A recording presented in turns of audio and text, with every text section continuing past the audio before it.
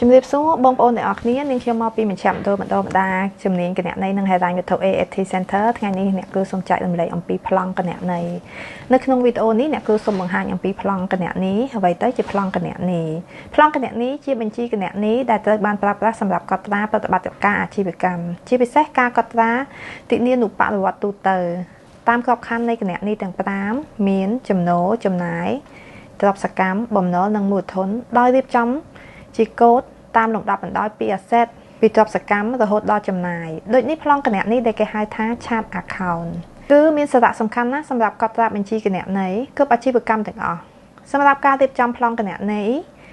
យើងត្រូវរៀបចំតាមប្រភេទអាជីវកម្មរួមមានអាជីវកម្មសម្រាប់ក្រុមហ៊ុនសេវាកម្មទិញលក់ទំនិញដូចជាលក់ដុំឬក៏លក់រាយក្រុមហ៊ុនផលិតកម្មក្រុមហ៊ុនសាងសង់អង្គភាពមិនស្វែងរកប្រាក់ចំណេញនិងអង្គភាពរដ្ឋាភិបាលបើសិនជាបងប្អូនចង់ចេះពីប្រភេទបង្កើតប្លង់គណនេយ្យឲ្យច្បាស់លាស់ជាពិសេស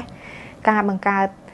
ឬក៏ការកត់ត្រាបញ្ជីគណនេយ្យនៃប្រភេទក្រុមហ៊ុននីមួយៗគឺជាការអនុវត្តជាក់ស្ដែងជាមួយនឹងក្រុមហ៊ុនជាក់ស្ដែងជាមួយនឹងឯកសារជាក់ស្ដែងសូមកុំភ្លេចចុះឈ្មោះចូលរៀនជាមួយនឹងមជ្ឈមណ្ឌលបណ្ដុះបណ្ដាលគណនេយ្យនិងហិរញ្ញវត្ថុ AFT Center បងប្អូនអាចទំនាក់ទំនងតាមលេខទូរស័ព្ទឬក៏ Telegram 012 827